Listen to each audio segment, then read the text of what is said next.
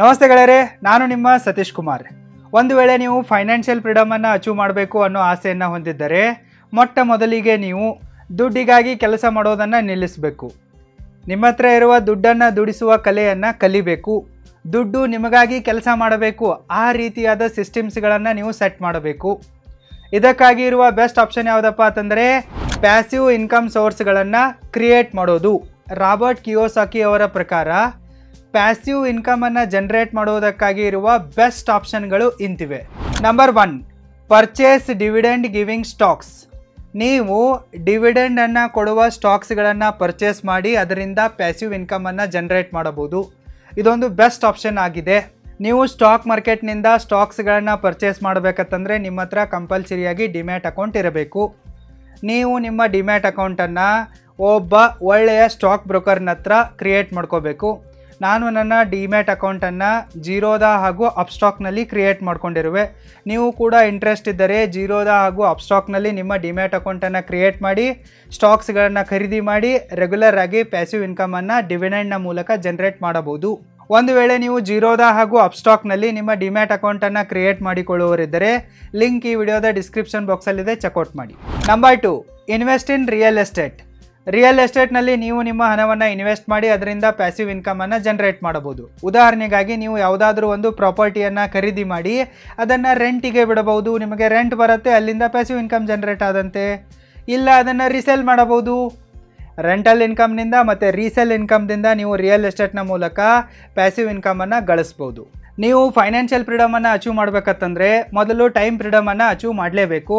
ನೀವು ನಿಮ್ಮ ಟೈಮನ್ನು ಸರಿಯಾಗಿ ಮ್ಯಾನೇಜ್ ಮಾಡುವುದನ್ನು ಕಲಿಯುವ ಆಸೆಯನ್ನು ಹೊಂದಿದ್ದರೆ ನೀವು roaringbusinesschool.comಗೆ ವಿಸಿಟ್ ಮಾಡಿ ಮತ್ತು ಅಲ್ಟಿಮೇಟ್ ಟೈಮ್ ಮ್ಯಾನೇಜ್ಮೆಂಟ್ ಕೋರ್ಸಿಗೆ ಜಾಯ್ನ್ ಆಗಿ.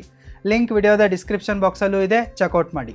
Number 3, collect royalties from intellectual properties. ನೀವು ಇಂಟಲೆಕ್ಚುವಲ್ ಪ್ರಾಪರ್ಟಿ ರೈಟ್ಸ್ಗಳನ್ನು ಮಾರಾಟ ಮಾಡಿ ಕೂಡ ಸಿಕ್ಕಾಪಟ್ಟೆ ಪ್ಯಾಸಿವ್ ಇನ್ಕಮನ್ನು ಜನರೇಟ್ ಮಾಡಬಹುದು. ಇಂಟಲೆಕ್ಚುವಲ್ ಪ್ರಾಪರ್ಟಿ ರೈಟ್ಸ್ ಅಂತಂದರೆ ನೀವು ಯಾವುದಾದ್ರೂ ಒಂದು ಬುಕ್ ಬರಿತೀರಾ, ಆ ಬುಕ್ಕಿನ ಕಾಪಿ ರೈಟ್ ಇರುತ್ತೆ. ಇಲ್ಲ ನೀವು ಏನಾದರೂ ಒಂದನ್ನು ಡಿಸೈನ್ ಮಾಡ್ತೀರಾ, ಇಲ್ಲ ಕಂಡು ಹಿಡಿತೀರಪ್ಪ ಅಂತಂದರೆ ಅದರ ಪೇಟೆಂಟ್ ಇರುತ್ತೆ.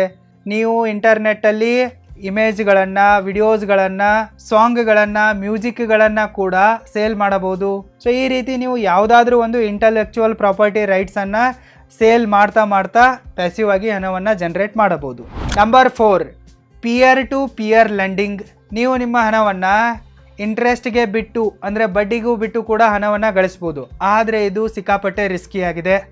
ನೀವು ಅನ್ಟ್ರಸ್ಟೆಡ್ ಆಗಿರುವ ವ್ಯಕ್ತಿಗಳಿಗೆ ದುಡ್ಡನ್ನು ಕೊಟ್ಟರೆ ಅಸಲು ಹೋಗುತ್ತೆ, ಬಡ್ಡಿನೂ ಹೋಗುತ್ತೆ.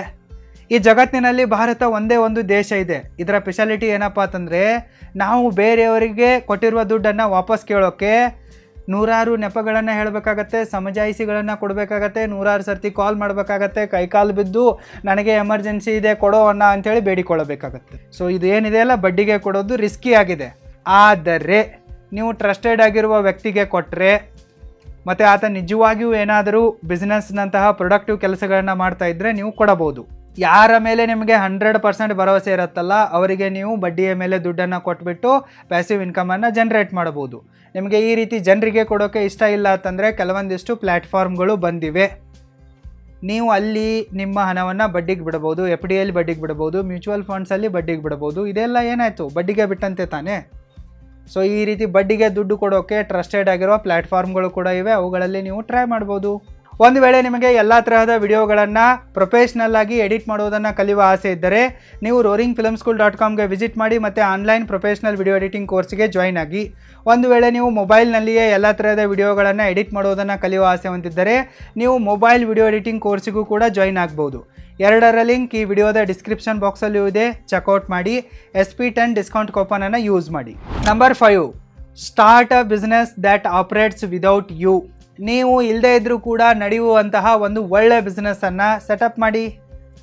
ನೀವು ಯಾವುದಾದ್ರೂ ಒಂದು ಬಿಸ್ನೆಸ್ನಲ್ಲಿ ನಿಮ್ಮ ದುಡ್ಡನ್ನು ಹಾಕಿ ಅಲ್ಲಿ ಒಳ್ಳೆಯ ಎಂಪ್ಲಾಯಿಗಳನ್ನು ಹೈಯರ್ ಮಾಡಿ, ನೀವು ಇಲ್ಲದೇ ಇದ್ದರೂ ಕೂಡ ನಿಮ್ಮ ಬಿಸ್ನೆಸ್ಸು ಆಟೋಮೆಟಿಕ್ಕಾಗಿ ನಡಿಬೇಕು, ಫುಲ್ಲಿ ಆಟೋಮೆಟಿಕ್ಕಾಗಿ ನಡಿಬೇಕು. ಆ ಥರ ಬಿಸ್ನೆಸ್ಸನ್ನು ಸೆಟಪ್ ಮಾಡಿ.